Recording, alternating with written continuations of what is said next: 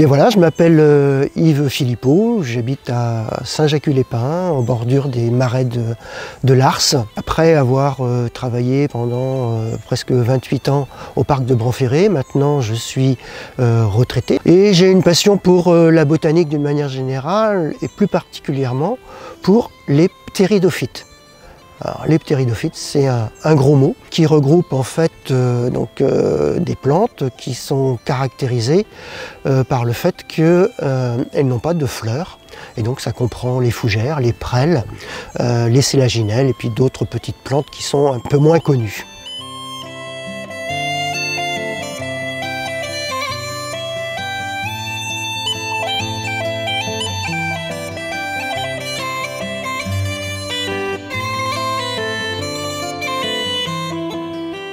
Il existe sur Terre environ 13 000 espèces de fougères.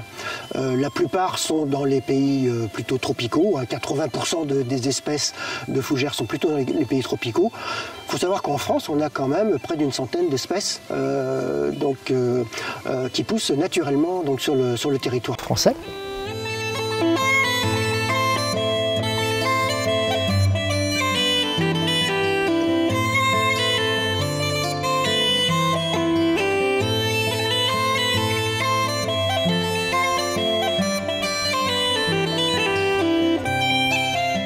Alors j'ai commencé à faire des semis suivant les informations que j'avais pu trouver, donc en boîte plastique, sur un substrat stérilisé et donc dans les meilleures conditions possibles. Je n'avais pas de grand succès parce que c'était pas encore parfait au niveau de la technique.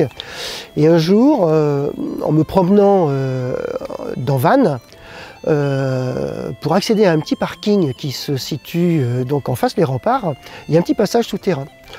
Et j'ai remarqué une fougère, un polypodium, carrément au milieu du tunnel et qui bénéficiait comme seule lumière d'un néon qui éclairait le tunnel. Mais c'était la seule lumière dont il bénéficiait. Et à partir de cette observation, je me suis dit, mais si j'éclaire mes semis, certainement que je vais gagner en efficacité.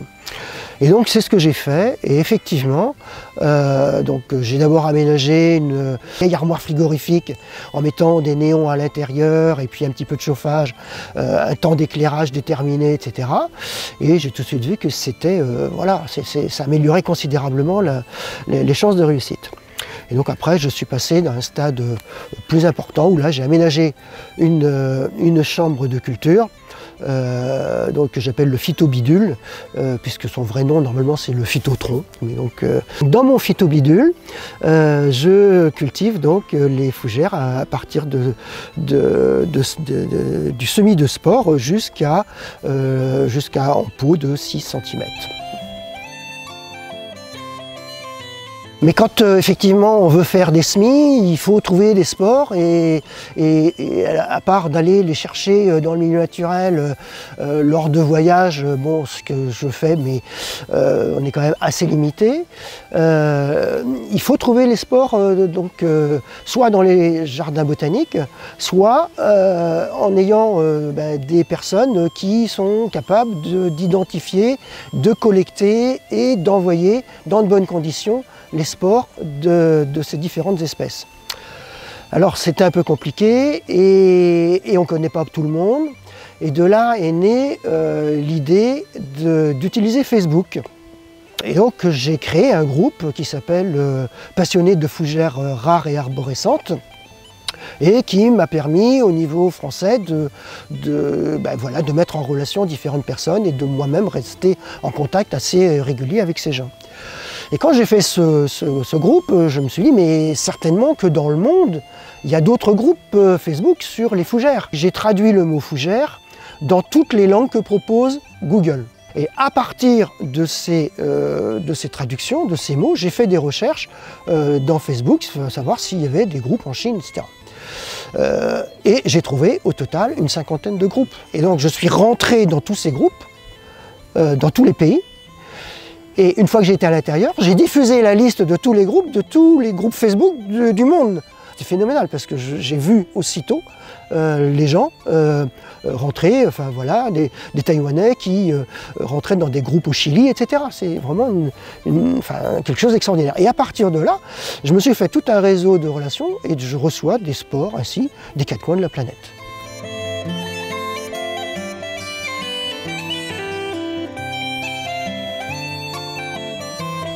Alors, un élément aussi qui a été très important dans ma passion pour les fougères, c'est la participation au concours international de Chaumont-sur-Loire, où avec un neveu, Antoine Orvelan, qui est paysagiste et qui a fait donc l'école de paysage de Versailles, nous avons réalisé un jardin sur la thématique des fougères. C'est un jardin d'ombre.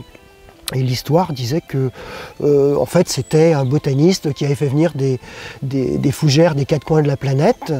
Toutes ces fougères sont arrivées donc à l'aéroport et malheureusement, personne n'est venu les chercher. Donc le personnel de l'aéroport a fait ce qu'il pouvait pour conserver les fougères dans le meilleur état possible en les posant sur des racks. Donc c'était l'esprit du jardin. Et ce jardin a obtenu en fait le prix du design cette année, donc c'était en 2015.